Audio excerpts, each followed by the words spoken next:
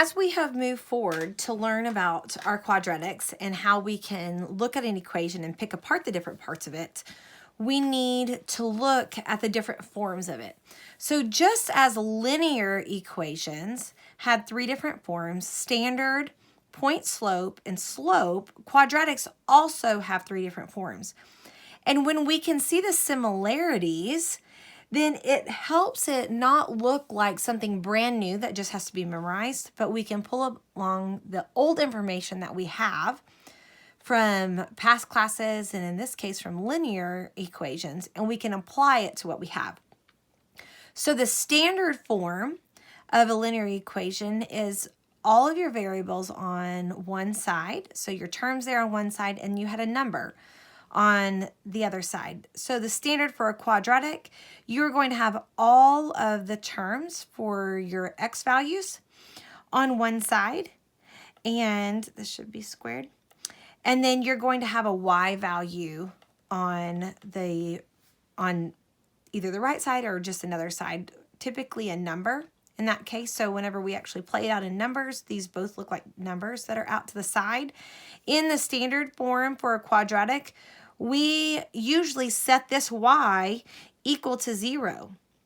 The reason we set it equal to 0 is because to find the solutions for a quadratic, we are looking for those values of x where the graph crosses the x-axis. And so to answer the question, where does it cross the x-axis, we have to answer the question, when y equals 0. So then for linear forms, we had a point slope form. So point slope gave us the slope. So we knew both the direction and the steepness of a line, and it told us any point that line might go through. Well, on the vertex for a quadratic, we also are told the direction and the steepness. Our coefficient a value here gives us this direction and steepness, exactly the same as the slope did for a linear. And it gives us a very special point. On point slope, we were told any point that line could cross. In the vertex form, we were told a specific point, HK. And HK happens to be the vertex. So again, it is a point on the graph that you can find. So we have the curvature, we have the direction and the steepness of it, and we have a point. Then we had slope-intercept form. Slope-intercept form we liked because not only did it give us the direction and the steepness of a line, but it gave us a specific point as well, a very important specific point, because it was the y-intercept. So we also knew that it was the specific point because it is when x equals 0, our y value was equal to our b. So again, a specific point, but it happens to be an intercept. We love the intercepts because we have a value that is equal to 0. Same for quadratics. In the intercept form, we once again are given a coefficient value that is similar to our slope. It gives us both the direction and the steepness, the curvature of the line, and we are given the intercepts, those important places where our graph crosses the x-axis. And the question that we ask here, again, is when y equals 0. So that's back to the beginning one of why we're asking when y equals 0. So in this case, we'll have two very important points where y is equal to 0, and the first one would be equal to p, and the second one would be equal to q.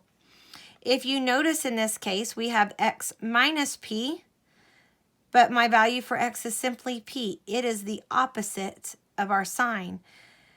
And in discussion for that, when we are looking at our slope-intercept here, we have y on one side of the equal sign and our b value on the other side of the equal sign. Therefore, we can say y is equal to b, and we can replace our b in our coordinate.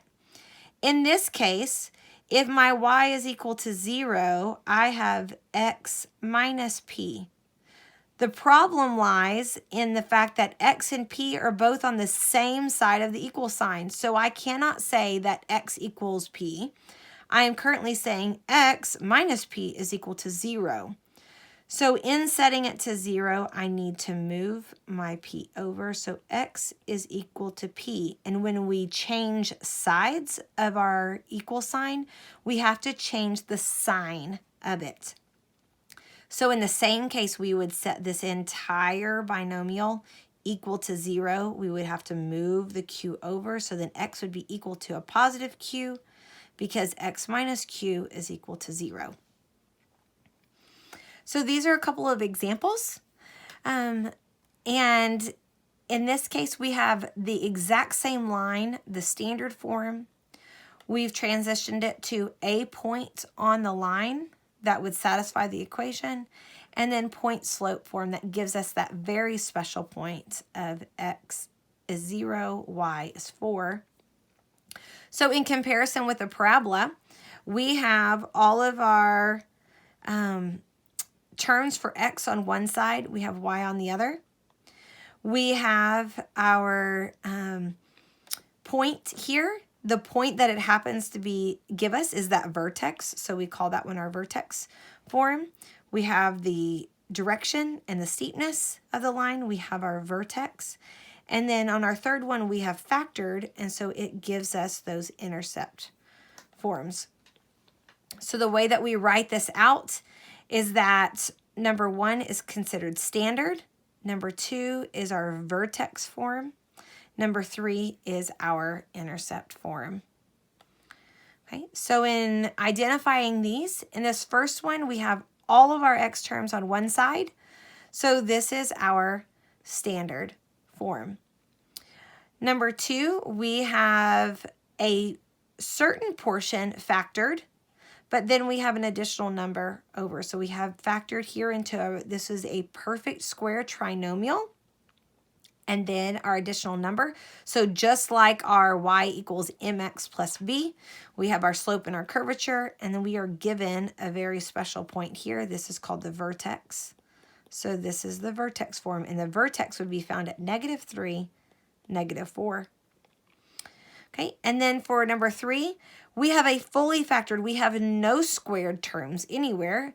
Our exponent of 2 has been removed. So in that case, this is the factored form. Sometimes you'll see it as factored form. You will also see it as the intercept form. So it gives us the very special points where in this case, x is -3 when y is 0, and x is +4 when y is 0. So notice we change the signs of the number associated with our variable. Number 4, we have our x term is still squared plus our y value. So again, this is vertex. And the vertex would lie at -3, +2. The 3 gets changed because it's on the same side of the equal sign as the x. The 2 does not get changed because y is on the left side of the equal sign and the 2 is on the opposite side. So when x equals 0 and we erase that, we have our y is 2 at that point. So in this one, again, we have a value. Our x term is squared. We have an additional number. We have our perfect square trinomial. So this again is our vertex form. Our vertex is the opposite of the number. So the vertex is 5, 11 at that point. And then number 6, again, we have, it's all worked out. And so we have our standard form in this case. We could quickly write our standard form as our vertex. If it was written x minus 0, we could call it vertex form. We could technically call this one vertex form as well. It is both standard and vertex because we know that there's not another x term here and that our vertex is located at 0, 5. So number 6 gave us 2 separate options.